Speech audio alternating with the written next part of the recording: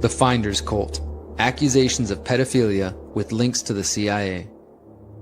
In 2018, I began researching the group known as the Finders Cult, an eccentric group of parents who claim to be traveling journalists who were accused of being involved in everything from child trafficking, pedophilia, Satanism, and connections to the U.S. Central Intelligence Agency. In pursuit of this topic, I would spend months combing through obscure forums, police documents, tracking down former members of the Finders, and former police officers who had worked on the case in the late 1980s. I ended up releasing a documentary titled "Who Will Find What the Finders Hide?", telling the story of the mysterious group and the incident which made them infamous around the world. The story goes like this. The Finders Cult was a young group of men, women, and children who claimed to be nothing more than former hippies living an alternative lifestyle and practicing alternative parenting. The Finders were founded by a mysterious man named Marion Petty, who had military intelligence connections and was nicknamed the Game Caller. He believed in turning his life and the lives of those around him into a constant game or experiment. The Finders members followed Petty's every order without question. The trouble for the group began in Florida on Wednesday, February 4th, 1987, when an anonymous caller told the Tallahassee Police Department that two well-dressed men were at a local park with 6 kids and a blue van. The children were described as looking disheveled, with potential signs of abuse. Tallahassee police arrived and questioned the two men, Douglas E. Ammerman and Michael Houlihan, members of the Finders who said they were taking the kids to a school for brilliant children in Mexico. The men also said the children were being weaned from their mothers. Authorities eventually took the men and the children into custody. A search of the van turned up 20 floppy computer disks, a TSR-80 computer, and a device that police said could be used to hook into a computer in another location by telephone. Immediately it became clear that this case was not like any other. Following the arrests, the Associated Press reported that police had moved the children from a shelter after receiving a half-dozen calls threatening the kids. The Associated Press reported, quote, "Children were moved to an undisclosed location where they were being protected by armed guards." When interviewed by the police, the kids claimed the men were their teachers and that they had been living in a house with other children and adults. The children were unaware of modern technology, including phones, televisions, hot water, staplers, typewriters, and electricity. The oldest child said they received instructions from a man they called a game caller or a game leader. The Washington Post reported that a confidential police source previously told the authorities the Finders were a cult that conducted brainwashing techniques at a warehouse and apartment in Washington, D.C. The source told of being recruited by the Finders with promises of financial reward and sexual gratification, and of being invited by one member to explore Satanism. At that point, officials with the U.S. Customs Service Agency joined the investigation due to suspicion that the potential crimes may have crossed state or national borders. The U.S. Attorney's Office and the Federal Bureau of Investigations were also said to have been investigating the case. After learning the children were based in the D.C. area, the Tallahassee Department contacted D.C. Metropolitan Police to establish the identities of the children. Tallahassee Police spokesman Scott Hunt told reporters that D.C. police were already aware of the Finders.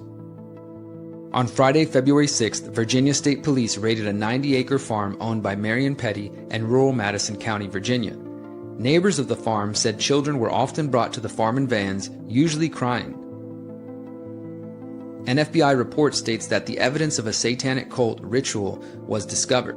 The same report notes that all reports regarding Finders are to be classified as secret.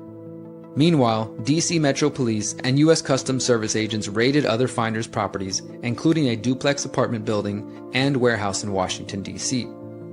Police reports and articles from 1987 indicate that the D.C. police removed large plastic bags filled with color slides, photographs, and photographic contact sheets from the warehouse.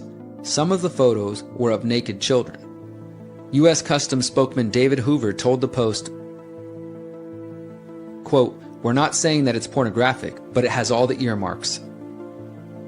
A U.S. Customs Service report filed by Customs Agent Ramon Martinez described some of the photos as showing blood rituals involving children slaughtering goats while adult in white robes watched. Martinez's report also mentioned that police had found instructions on how to purchase children. By Monday, February 9th, 5 days after the children and their 2 male chaperones were arrested, the Metropolitan Police announced that they had found no evidence of wrongdoing or satanic activity by the finders. Health officials in Florida then said they had no evidence of sexual abuse of the children. D.C. Metro Police Chief Maurice Turner Jr. stated that the department had not uncovered any evidence to, quote, corroborate allegations made by an informant that the organization is a cult and that its activities involve satanic rituals.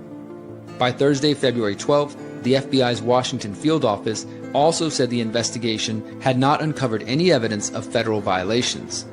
However, according to the New York Times reporting at the time, quote, the statement from the Metropolitan Police Department conflicts with accounts from the police in Tallahassee, Florida, where the children were found unwashed and hungry, and that officials there say that at least 2 of the children had signs of sexual abuse. Tallahassee Police Reports. This report from the New York Times was confirmed in 2018 when 75 pages of Tallahassee police reports were finally released to the public. The documents make it clear that when the eldest child was questioned about sexual abuse, she became very evasive. She said there was no bad touches between the children and adults, and reportedly became fidgety and wanted the interview to end. The same police report mentions that an official with the Department of Health and Rehabilitative Services said 2 children were confirmed cases of sexual abuse. Jane Patia, with the Department of Health and Rehabilitative Services, stated that a Dr. Moorer had found one of the children lacked, quote, anal sphincter control, consistent with acts of sodomy. Also, one of the girls had signs consistent with vaginal penetration by the fingers. Despite these reports, by February 24th, lead investigator Rick Huffman officially ended the Tallahassee Police Department's investigation into the finders. Huffman did not mention the reports of sexual abuse by the doctors with the HRS. The release of the Tallahassee Police Department documents add more evidence to the theory that agencies within the federal government covered up the crimes of the finders. This alleged cover-up even made headlines in 1993 when U.S. News & World Report reported that the Department of Justice was initiating a new investigation into allegations that the CIA was somehow connected to the finders cult and had worked to cover up the case. U.S. Customs Agent Ramon Martinez, as well as local police officers in Tallahassee, had spent the previous years attempting to alert the authorities to the apparent cover-up. After interviewing dozens of people directly involved in the case and reviewing hundreds of documents, the DOJ concluded there was no evidence of child abuse or trafficking, satanic cult activity, or law enforcement complicity. In the minds of the authorities, the case was closed. However, as we have uncovered here, there are many details that ought not be forgotten. While it may be easy to dismiss these claims as nothing more than conspiracy, it's difficult to ignore the statements from the Tallahassee Department of Health and Rehabilitative Services regarding signs of sexual abuse. We also have the original reports from Customs Agent Ramon Martinez describing detailed information relating to trafficking of children.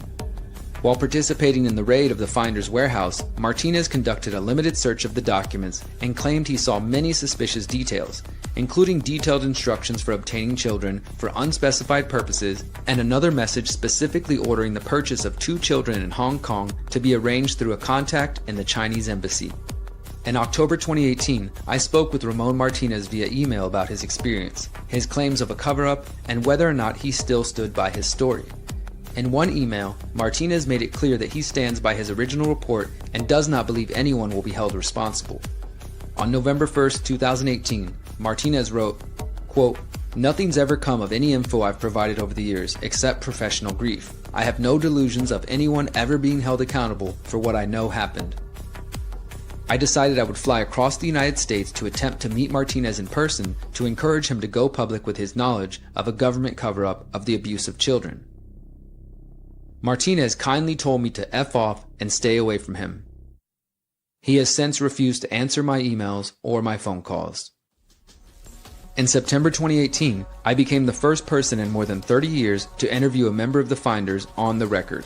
I spoke with the Finders spokesperson Robert Terrell, a man who was the self-described right-hand man for Marion Petty. Terrell told the story of how he became involved with the Finders after he helped a friend get a job. When he got to town, this friend of mine suggested that he talk to me and see if I could help him get a job, which I did. I sent him over to this real estate developer, and the real estate developer turned him over to the superintendent, who happened to be M.D. Petty's son, George Petty. George hired him And Michael came back to my office to thank me and invited me to come over to visit this group of people who were all working for George and living in a community in D.C. that had come to be known as the New Ark. He told me that the door was never locked and I was welcome to come by any time and meet the folks, so that sounded interesting. In early 1972, Terrell would begin visiting the finder's house, the New Ark, and eventually meet Marion Petty. Terrell said he was fascinated and impressed by Petty. And I went back to visit him again and realized that he was a spiritual teacher.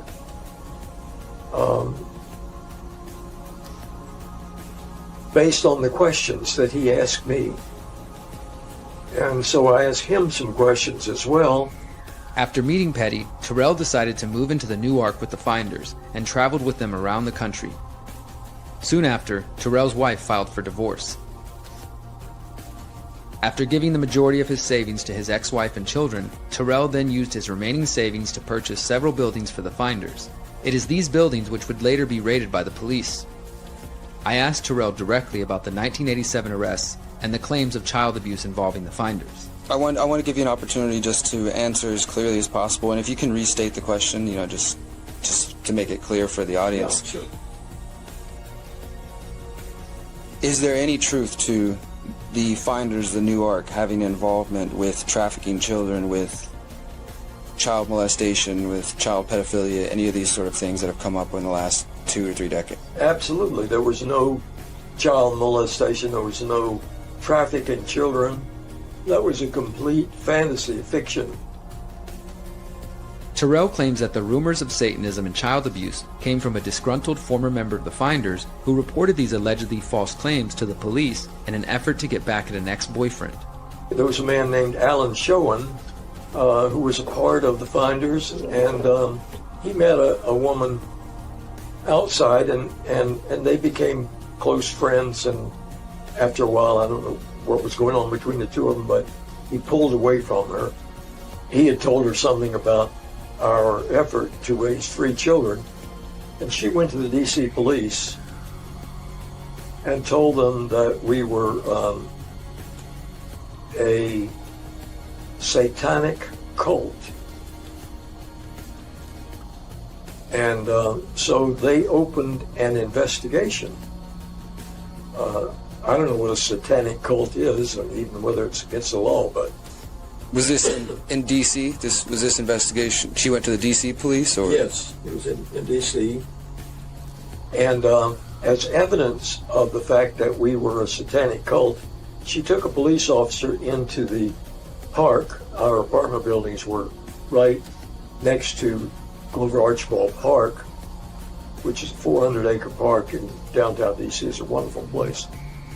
And if you walk out the back door of our apartment buildings, you walk onto a trail in Glover Archibald Park, and she took the police officer there and showed him that there was a circle of stones where someone had had a campfire.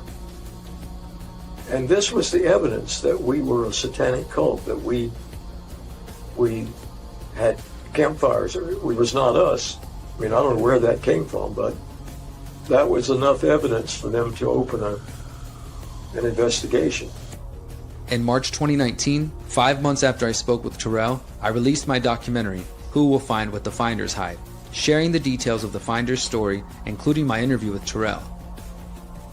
The documentary attracted significant attention and introduced a new generation of true crime sleuths to the story of the finders.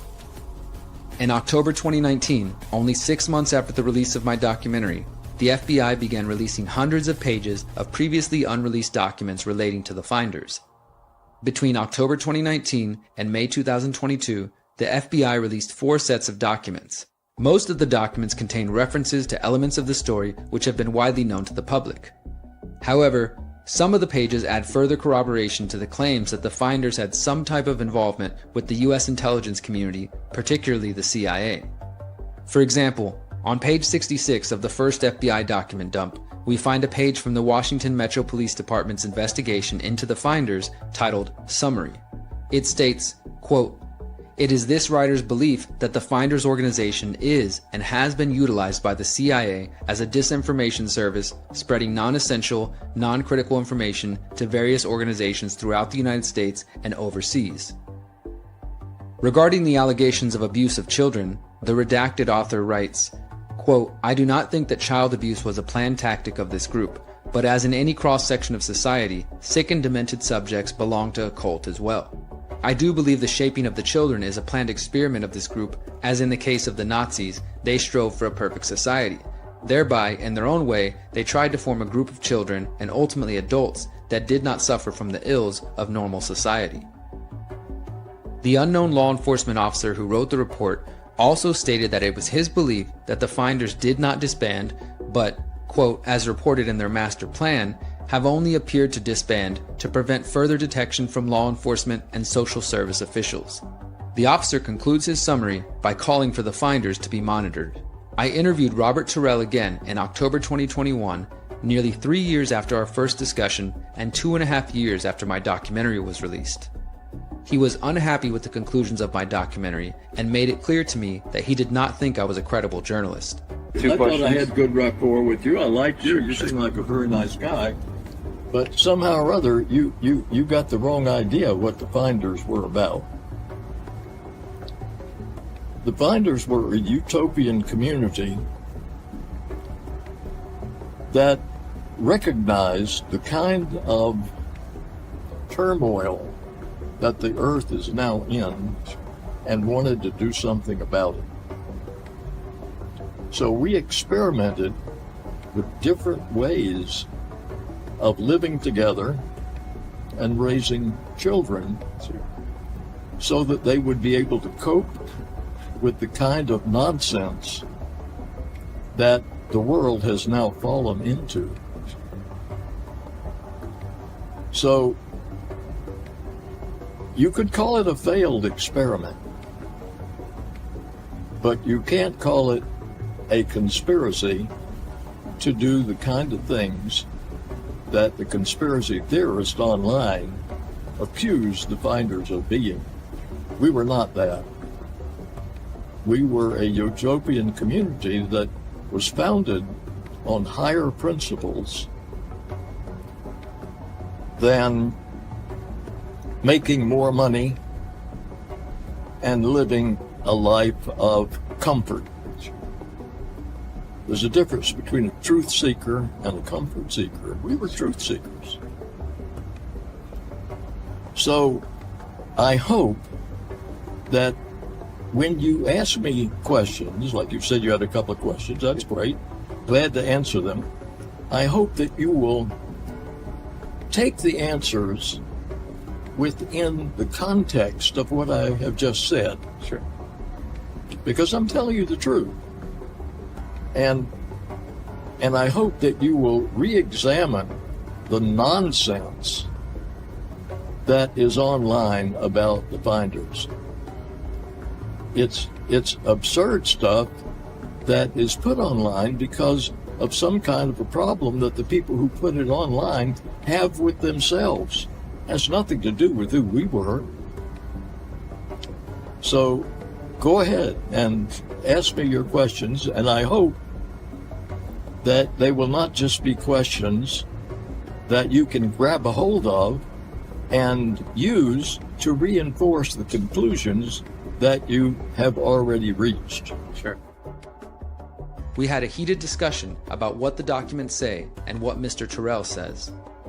The questions that you are asking me are not questions that are aimed at understanding the Finders and determining whether you have a... I'm trying to understand why what you told me last time conflicts what I have now with government documents. The second question is, there's clear, in 2 different police reports, we have 2 different officers saying that the CIA intervened in the investigation as well as the Foreign Counterintelligence Agency. That is not my words. It's not conspiracy theorists online. It is in government documents, clearly written. We have this all now once the FBI started releasing the files. So I'm asking you, as somebody who says that's hogwash, to respond. Give me the wording. I didn't catch that. The officer, who's redacted and unnamed, says specifically that the investigation had been taken over by the CIA and had become an internal CIA matter, and they also mentioned the Foreign Counterintelligence Agency.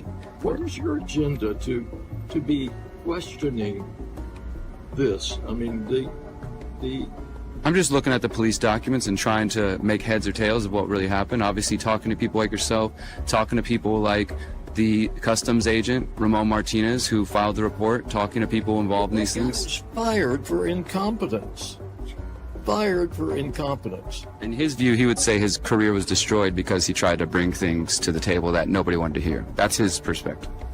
What did he see? He said he saw that we were ordering children. He says he saw pictures of naked children. He said instructions from buying children from China, detailed financial records, a number of different things. And buying children from China. This is what he says he saw. And he also says that when he went back to go view the evidence, he was not allowed to see the evidence again that had been collected.